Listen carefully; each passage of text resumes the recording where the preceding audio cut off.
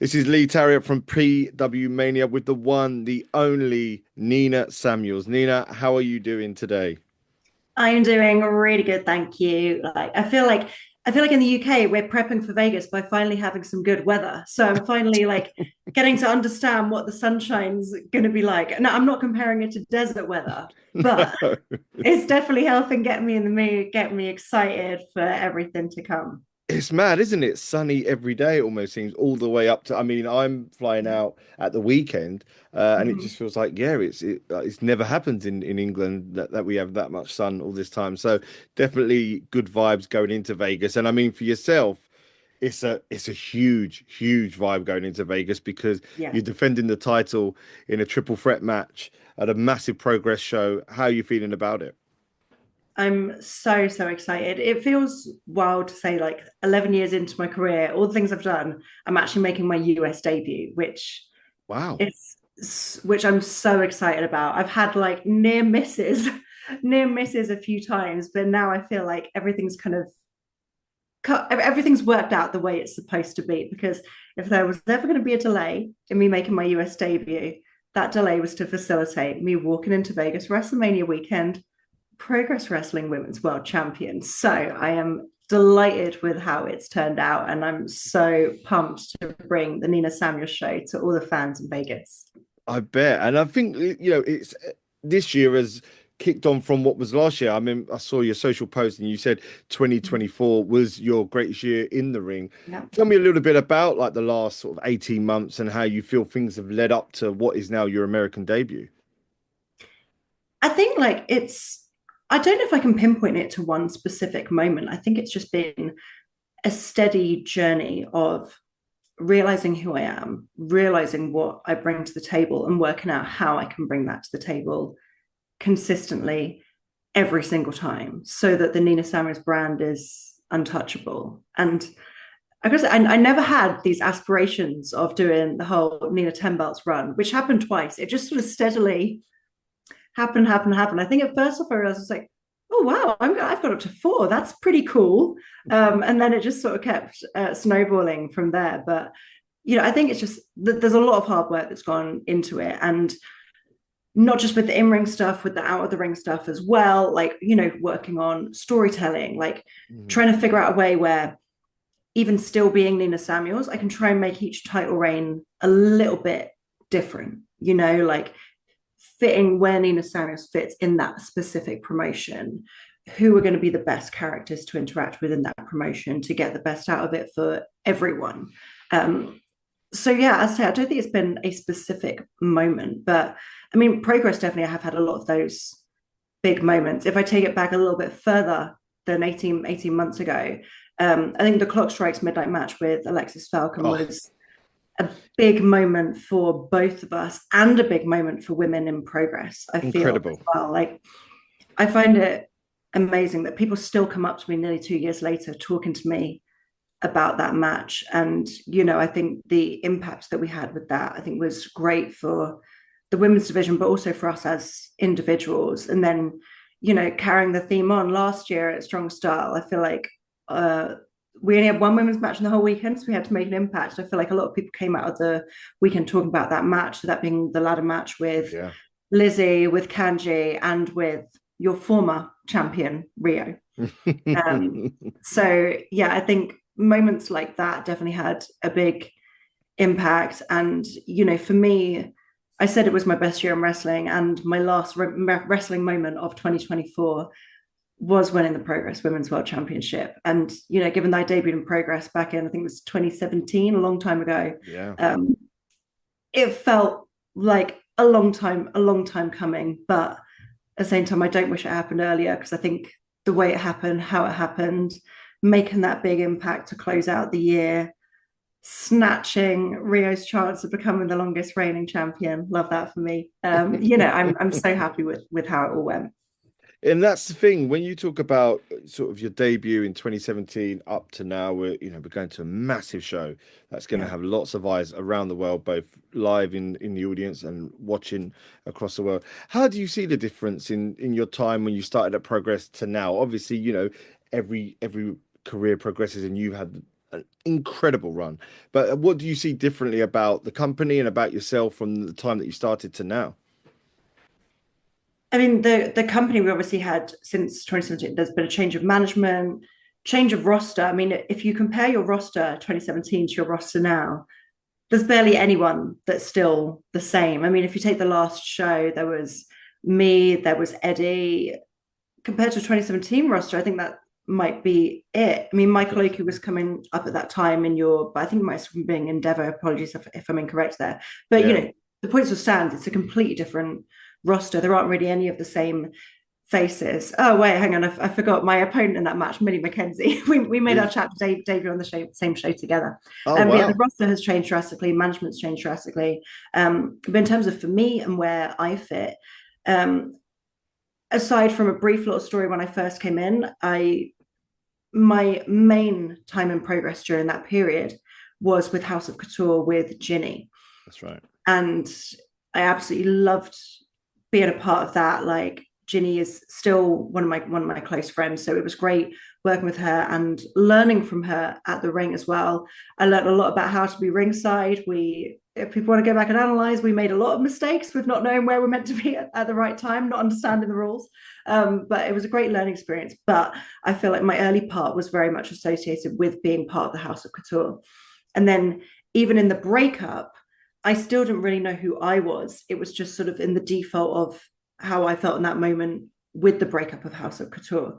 So in the second run, when I came back after NXT UK, for me again, it was really all about making it the Nina Samuels show, fully myself. I mean, I went under a drastic transformation in NXT UK compared to when I first started there. And that time really, really helped me to figure out who I am as a character, as an in-ring performer, how to marry that together. And I think my second run in progress has really been a showcase of that. For sure.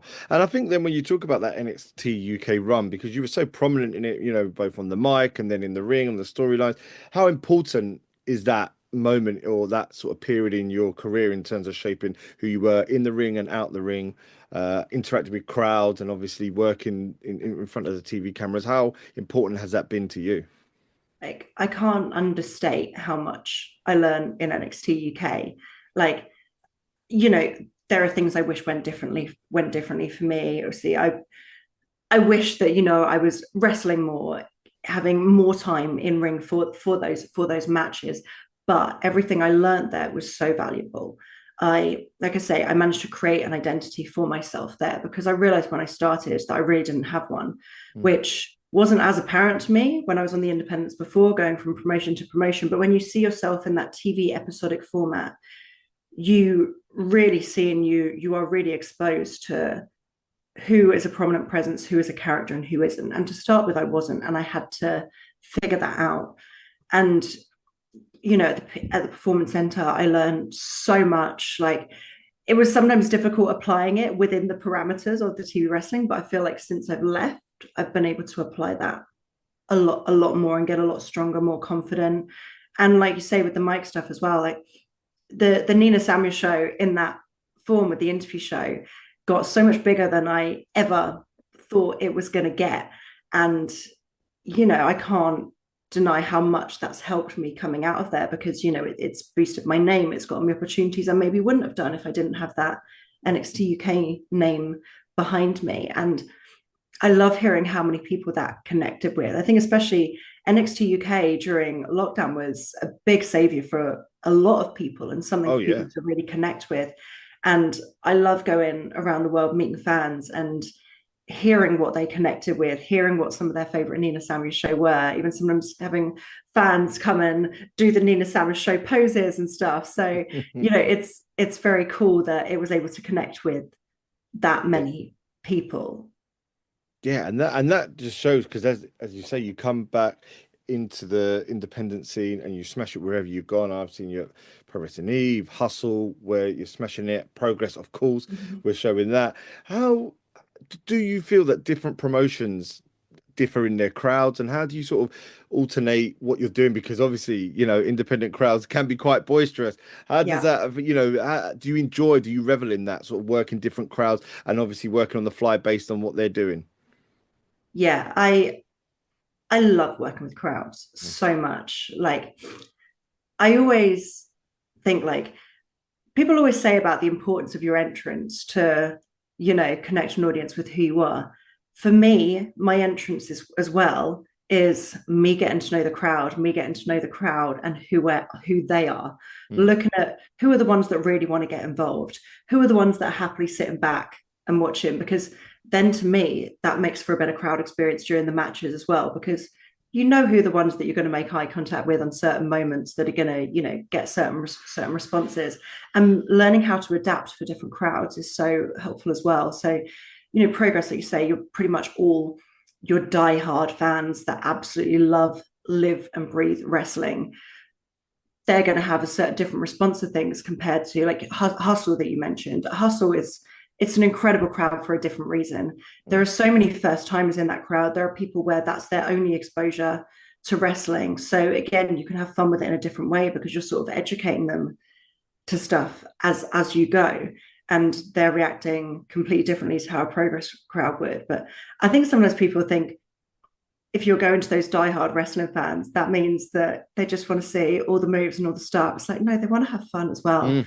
They still want to, you hear them, God love them, like trying to get themselves over with all their chants sometimes, but hey, they're trying to have fun. And, rather than pushing past that, acknowledge it. That's the fan experience that they want. So, they can shout at me all they like about how much I have a massive head compared to my tiny hat. It's fine. It's fine because I know that they could never pull off such a tiny hat and such a gorgeous hat, which is why they have to make fun of me. But it's fine. I'll let them have their moment. But yeah, I love working with different crowds and, playing off the different elements of the crowds and figuring out how to get the best experience for all those fans, depending on what they're looking for. I love that part of the challenge. That's amazing. And I think, as you say, you from I remember that amazing match, the clock strike midnight. It's such a unique match, and how Mm-hmm. you guys were just going through the different stages of different stipulations. Incredible match. I remember a standing ovation at the end. Absolutely loved it. How was it from now, across your career, from being in Progress in 2017, going through NXT UK, now being the champion? How much did it mean to you to win that belt at the end of 2024? I was very emotional that day, like, fully pulling back the curtain. We had a loss in my family the night before, but um so emotions were heightened all around. But I think it was always going to be an emotional moment for me that day. Like I say, again, very sleep deprived for everything the few previous days. It was like an out of body experience in a way. But I'm so glad that I still made it to the show, still managed to make that happen. And that has the Progress Women's Championship. It's one of the biggest, not just in the UK but worldwide. That's internationally recognized. So if you're holding a title in Progress Wrestling, that's a huge deal, and that wasn't lost on me. Some people joke like, oh, with all the 10 belts, it's just another belt. It wasn't just another belt to me. It was really, really important. And, to be able to win that, and not just to win it, but to be able to win it, taking it off Rio, who have been, hate to say it, such an incredible champion for the company. That was so, so special to me. I bet. And it's set up at the beginning in Vegas to be a rematch of some sorts, a one-on-one. You're now in a triple threat. How do you feel about that? Because now you don't have to lose the title. How does that make you feel?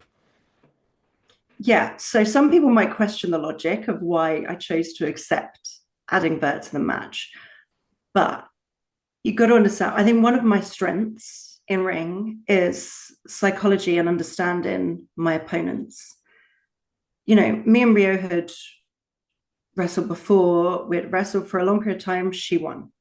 I'll take that. But I managed to get the Progress Women's Championship back off her by getting inside her head and knowing how her mind works. So I caught her when she wasn't expecting it. And then I played up on her pride. And her pride was her downfall there. She didn't need to accept my match, but she did. And I knew she would, because I knew that she was too proud of a champion not to accept it. Now, I analyzed that interaction between Vert and Rio. and saw that animosity. And I see a lot of Rio in Vert, you know, Right. again, that heightened emotional state, which I think can lead to that irrationality. And if you put those two combustible elements together, I actually think what would have been a downfall for me with this triple threat is actually going to play to my strengths. So I just need, I hope I'm not giving too much of my gameplay away here, but I just need them to go at each other. They are two strong, badass women. And I know they're going to tear each other apart. I just need to make sure they don't tear me apart and make sure that I walk out with the Progress Wrestling Women's World Championship, which I'm confident that I think I can do. And I hope that, I hope that will shut up some of the haters if I'm able to walk out as champion amongst two of those badass women. I don't really care, honestly, because I have the Progress Women's Championship and all these haters don't. They don't have anything. What do they have to come at me? Nothing. Exactly. So Yeah. as long as I walk out champion, that's all that matters. And that is what I 100% intend on doing. Wow. And I don't think anyone would bet against you, the form that you've been in. But also, you at the top of the tree of a roster, not just in Progress, but in British women's independent wrestling at a time when I think women's wrestling is at a peak when it deserves to be there. How do you feel about the British scene and the women's rosters in the different companies, Progress especially? How are you feeling about what the talent is now on the rosters? Do you think it's the strongest it's ever been? The talent right now is incredible. Like, I feel so lucky that pretty much every time I go to work anywhere, I'm going to be spoiled for choice in terms of, there are so many good women that the tools are being laid for us to have banger matches after banger matches everywhere that we go. Like I said, the talent in Progress, the talent in Pro Wrestling Eve as well. So it's another championship I'm defending in Vegas. The talent in Right Cabaret, the talent in Hustle, the talent in Rev Pro, like all the way across the board. There are so many incredible women right now. You've got Rio, you've got Kanji, you've got Lizzie, Alex Windsor. I'm going to definitely miss the names of Millie, who I just wrestled. Of course, you've got Sapphire Reed, who's doing amazing stuff now as well. Like, there are so many amazing women on the scene. The fact that that's just off the top of my head, and there are definitely names I've missed. Emerson Jane, we are so spoiled right now. But I think the reason why our women's scene is so good is because it's like, as a collective, we have this chip on our shoulder to prove ourselves. Because yes, women's wrestling has come on so far, Mm. but there's still that feeling, probably not just among the audience, but behind the curtain as well, where, oh yeah, the women's match. Oh yeah, the women's match. And yes, we are women, but you're never talking about having someone come away like, oh yeah, the men's match on that show was really good. It's like Mm. set aside with, oh yeah, the women's match was good. And people say it almost like it was a surprise, like it wouldn't have been. So I think we've all got that kind of collective chip on our shoulder. And with that means that we work together because we are so keen to prove that we are the strongest women's division around the world. I know a lot of people are making that claim right now, but we are really trying as a collective to make our scene the absolute best scene that it can possibly be. And everyone is benefiting from that. We're benefiting from getting to have these great matches. Promoters are benefiting from having these great matches in the shows, and the fans are benefiting by getting to see these amazing matchups and these amazing stories. And I feel so proud to be a part of that. It's incredible. Yeah. And I think we are spoiled as fans. We have been very, very spoiled. And we thank you very, very much on that. I mean, coming up to this point, Vegas, as you say, American debut, biggest time. Who's been the biggest influences on your career from start up until right now? Who would you say are some of the standouts who have really helped shape where you are right now? Oh gosh, that's so. I feel like that should be an easy question to answer, but it's It's, really not. yeah. Um, I mean, when I was first coming up, I remember watching a lot of Gail Kim because that was at the time when, WWE women were still trying to get those opportunities, but TNA seemed ahead of the curve then. I remember Mm. watching a lot of Gail Kim. So that was super exciting to see. When I was growing up, Lita was my absolute idol. I had two older brothers. So, I saw a lot of myself in her. Um, the Sasha and Bailey match at Brooklyn Takeover was a big turning point for me because I was hitting a bit of a slump in how I felt about wrestling at that time. Oh, And I watched that and I was like, it was just pure art and cinema. And I was like, I need to be a part of trying to create something like that. Right now in WWE, there's so many great women. Lara Valkyria is obviously doing incredible things. I'm so hyped for Bianca, Rhea, and Io. They are oh, three of my absolute favorites. What Tony Storm is doing at the minute is incredible. Like me and Tony go back a long way. Um, like some of my first matches were with her. We both had our tryout match together. Like my only WWE main event was wrestling her, and seeing how well she's doing right now is incredible. Like getting to be backstage at Wembley for her next match was incredible to be there and see how well she was doing.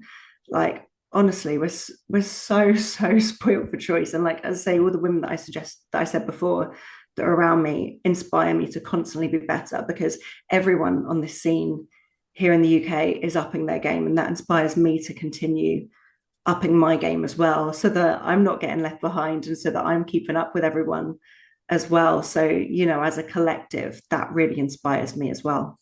oh, incredible. And I guess then, American debut in a week's time. Um, a great 2024, 2025, smashing it already. Where would you like to be come December 31st, 2025? Well, what would you like to have happened from now until then? So I believe it, I don't actually really like to set specific advanced stuff. I like to go with the flow, see Right. where things go, and take things day at a time, opportunity at a time, and just focus on making the opportunity in front of me the best possible opportunity I can. And having that attitude the last few years has served me really, really well. I've gotten to do so many amazing things already. I'm ticking off that US debut. I've done 4 tours of Japan now, Oof. which was an absolute dream of mine. Nina 10 belts twice, Pro Women's champion, like creeping up a mighty long reign with the Pro Wrestling Eve Women's Championship now. I think I'm now the third longest reigning champion ever. Yeah. So I am so happy just taking it day by day, putting as much as I can into each experience. Oh, I love that. And that's a great way to look at it. So then I guess then one final question then. If you could have a dream match with anybody who's active at the moment anywhere around the world who you haven't wrestled yet, who would it be? See, I've been very vocal about my dream match being Mako Satomura. I kind of got it with the tag match. Yeah. If she decides to come out of retirement, that is obviously the match that I would love. Um, but another one for me was always Asuka. I've always thought Asuka was absolutely incredible. Still think she's incredible. I think when she comes back, it's going to make a huge splash. There are obviously now, as I've said, that I'm thinking of like 10 other people, but I'm going to keep it short and sweet. I'll go with Asuka. Amazing. And so then Vert Vixen, Rio, is there only one outcome? Nina Samuels retains? Yeah, that's the outcome. That's what's happening. Amazing. Nina, thank you so much for your time. I hope you have the best time in Vegas. I hope that I know your match is going to smash it, and I can't wait to see you out there. And I'm sure everyone's going to love what you do. Thank you very Thank much. you so much. Thank you.